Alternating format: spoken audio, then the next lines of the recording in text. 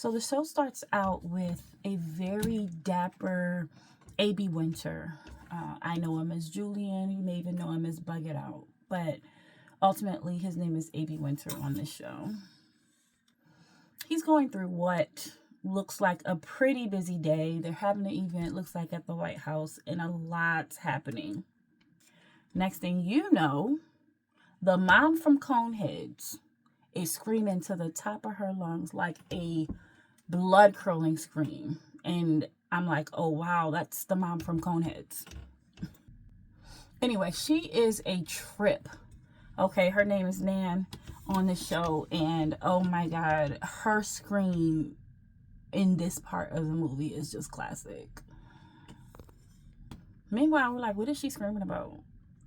And then we find out there's a dead body.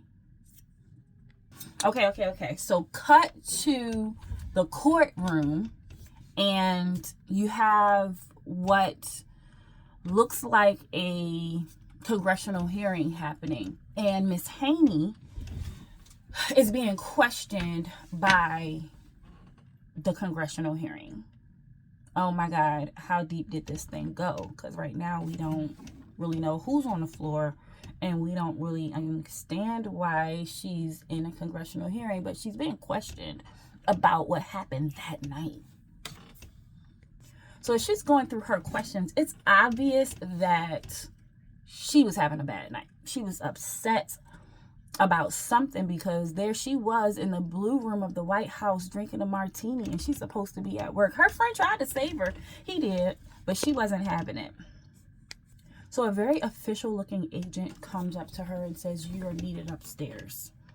She's like, okay. But once she gets upstairs, she's being given directions. And of course, she in a mood. She is feeling some type of way, because she clearly got some news today that she wasn't really feeling. And that news ended up being that she was not going to be the head usher anytime soon, and that she would continue her career as a assistant usher that she had been for the last 11 years.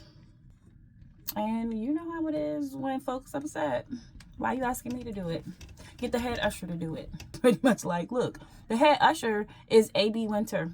Where is he? A.B.'s the dead body. They killed Julian. I'm sorry, his name's A.B. Winter on this show.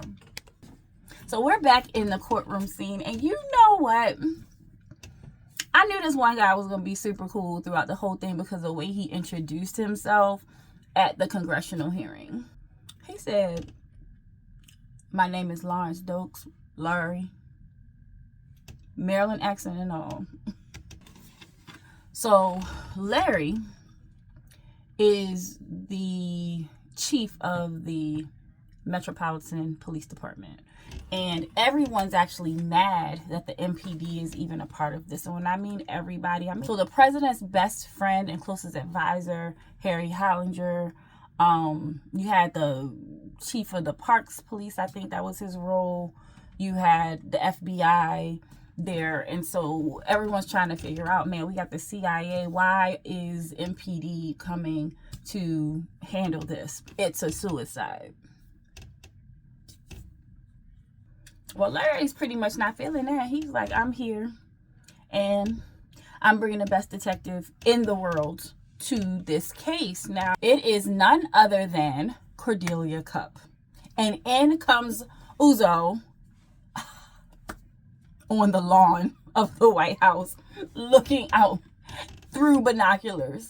I love that they gave her a quirky hobby. I love that she's birding. Someone this brilliant and someone who has such attention to detail has to have something going on that's a little offbeat, and it's perfect. She delivers it perfectly. Immediately, she establishes her dominance amongst these guys.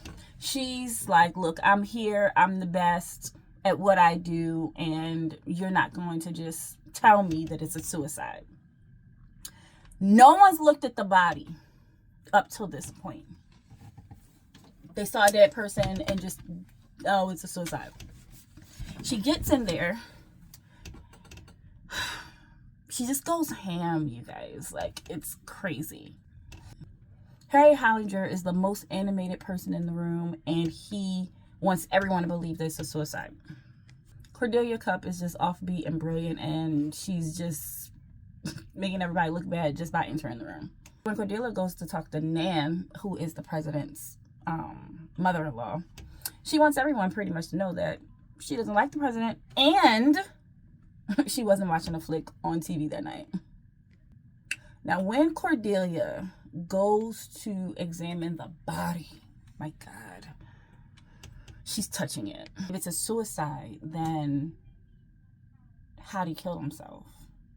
Literally, like, what did he kill himself with? There was no weapon. There was no weapon around, but the wrists were sliced, and it just didn't look like a suicide scene.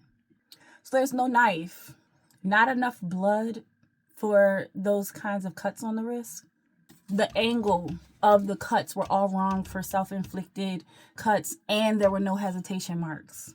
Inflammation in his mouth suggested that there was poison involved.